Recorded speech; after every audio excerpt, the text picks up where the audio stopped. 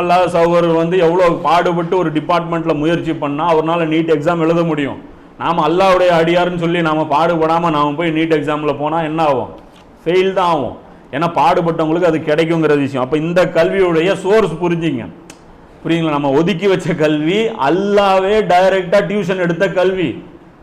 இது சாதாரண கல்வி இல்லை. இந்த கல்வி நம்ம இல்லாதனால தான் நம்ம வந்து ரொம்ப வீணாக போயிருக்கோம். பூமியுடைய ஸ்டேரிங் நம்ம கையில் இல்லை, அதனால இவங்க கையில் இருக்கு, அவங்க ஃபசாது பண்ணிட்டு இருக்கிறாங்க.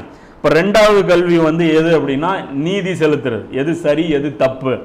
இந்த கல்வி பற்றி 2வது அத்தியாயத்தில் 38 அல்லாஹ் சொல்றான், நீங்கள் அனைவரும் இவ்விடத்தை விட்டு இறங்கி விடுங்கள். ஆதம் நபி வந்து இறங்கிருங்க, என்னிடம் இருந்து உங்களுக்கு நிச்சயமாக நேர் வழி வரும்.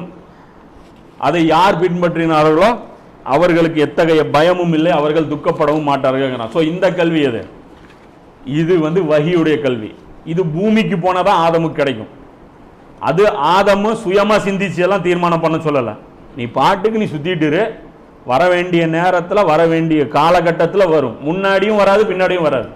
இதுல இன்னொரு முக்கியமான விஷயம் தெரிஞ்சுக்கணும். நபி ஸல்லல்லாஹு அலைஹி வஸல்லம் பொறுத்த வரைக்கும் எல்லா இறை தூதர்களும் தீமை பெருகிரும், அதை அழிச்சு அதை நீக்கிட்டு சரி பண்றதுக்கு தான் வருவாங்க. சிலை வழிபாடு பெருகிச்சா, அதுக்கப்புறம் தான் யார் வந்தா?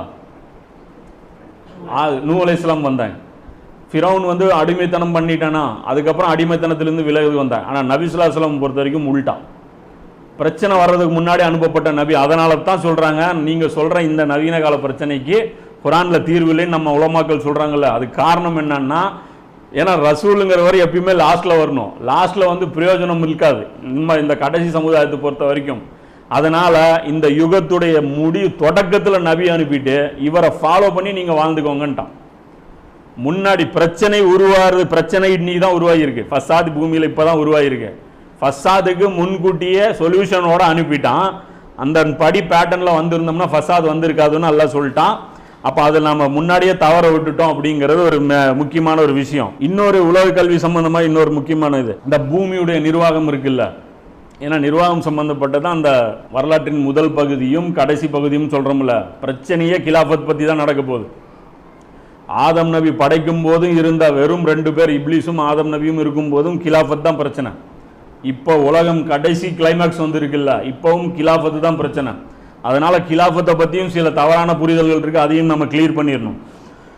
என்ன நாம விளங்கி வச்சிருக்கிறோம், பெருவா இந்த மதம் சார்ந்த சிந்தனை மட்டுமே வச்சிருக்கிற ஒரு சார்ந்த சிந்தனையாளர்கள் என்ன சொல்றாங்க அப்படின்னா, உங்களில் யார் ஈமான் கொண்டு நற்செயல்களை செய்கிறார்களோ அவர்களுக்கு முன்னிருந்தவர்களை ஆட்சியாளர்களாக ஆக்கியது போல் உங்களையும் அல்லாஹ் ஆட்சியாளராக்குவான்.